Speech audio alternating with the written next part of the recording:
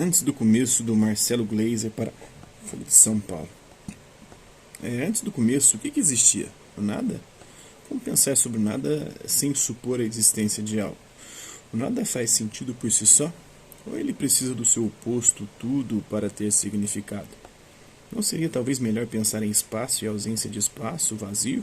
Mas se no início existia apenas o vazio, de onde então surgiram o cosmo, a matéria, o espaço no qual ela se move e cria formas complexas, algumas até vivas? Como algo material pode surgir do nada, que por definição é imaterial? Perguntas como essa vêm assombrando e inspirando a humanidade desde os seus primórdios. A resposta mais popular lança a mão da fé. No Ocidente, foi um criador que fez tudo a partir do nada. Mas essa é apenas uma versão. E não tem como ele ter feito a partir do nada se ele já é alguma coisa o criador, né? Então ele não fez do nada, ele fez a partir de si mesmo. Existem muitas espalhadas pelo mundo e pelo tempo. Para o povo maori da Nova Zelândia, o mundo surgiu do nada, sem a ação de nenhum ser sobrenatural, sem que antes existisse qualquer coisa. O cosmos simplesmente surgiu de repente, produto de uma ânsia abstrata de algo concreto existir. Tenho certeza de que vários leitores já se perguntaram sobre isso. Talvez tenham passado noites ao pé de uma fogueira, com os amigos olhando para o céu repleto de estrelas, tentando entender o porquê disso tudo do mundo à nossa volta. Por que o mundo? Por que nós? O nada não é muito mais simples? Surge a ciência e a secularização da sociedade moderna força uma retomada dessas antigas questões, mas agora sob as suas lentes racionais, precisas, quantitativas e verificáveis. O que a ciência tem a dizer sobre essas questões, sobre a criação de todas as coisas? O que ela tem a dizer sobre o porquê de as coisas existirem? Nada. A ciência não explica o porquê das coisas. Ela explica o como. Na verdade, esse tipo de pergunta, o porquê, não é província do discurso científico. Partículas com cargas elétricas são atraídas umas às outras. Daí entendemos os átomos, a estrutura das moléculas, as reações químicas em que elétrons são trocados entre elementos ou atraídos e repelidos por eles. Por que cargas elétricas opostas se atraem? Não sabemos. Mas entendemos como elas se atraem e a partir disso criamos toda uma sociedade movida a eletricidade, tecnologias digitais que dependem de nossa compreensão dos átomos, lasers.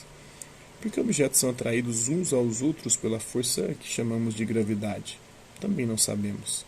Mas sabemos descrever como eles se atraem e a partir disso podemos descrever como os planetas giram em torno do Sol, como as estrelas nascem e morrem, como as galáxias são formadas, como o universo se expande há já 14 bilhões de anos e cada vez mais rapidamente.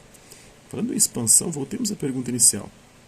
Afinal, se o universo está em expansão, ele foi menor antes. Melhor dizendo, as distâncias entre os vários objetos que o compõem eram tanto menores quanto mais perto do momento inicial do tempo zero.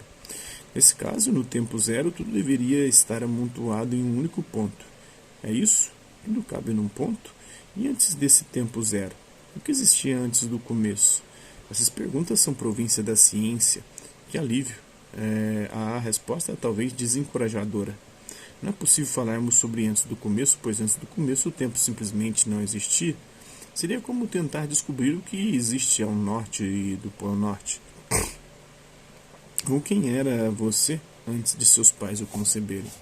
Mais sofisticadamente, o conceito de tempo, tal como entendemos em nosso dia a dia, o tic-tac constante e regular do passar das horas, não faz sentido perto da origem do universo.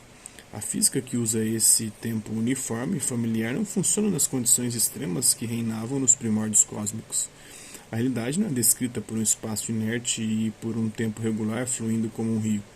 Tanto o espaço quanto o tempo flutuam caoticamente, o espaço deformado em todas as direções e em cada ponto um tempo diverso.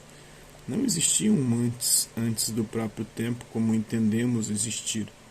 Tinha razão Santo Agostinho quando disse que o tempo veio com a criação. Mas e a criação de onde veio? De uma flutuação quântica no universo primordial, diz a cosmologia moderna. O desejo inerente de algo existir, dizem os maores. Sob a ótica da história, a pergunta é mais importante do que a resposta. Marcelo Gleiser, né?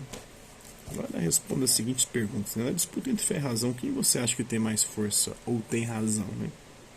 A fé ou a razão? Você acha que a fé e a razão podem coexistir harmonicamente? Será que é possível? Como seria isso, se é possível? Como que você explica o que existia antes do começo? Será que existia um antes do começo? Ou com o começo começa o tempo e não há um antes do começo do tempo, porque não há antes, agora e depois, antes do tempo. Com o tempo começa a surgir o presente, o passado e o futuro. Você concorda com o autor do artigo quando ele diz que as perguntas podem ser mais importantes do que as respostas? Pelo menos para a filosofia, sim. As perguntas são sempre muito mais importantes do que as respostas, porque as perguntas é que movem o mundo, como dizia o canal Futura. É isso aí. Hasta la vista, babies. Até a próxima.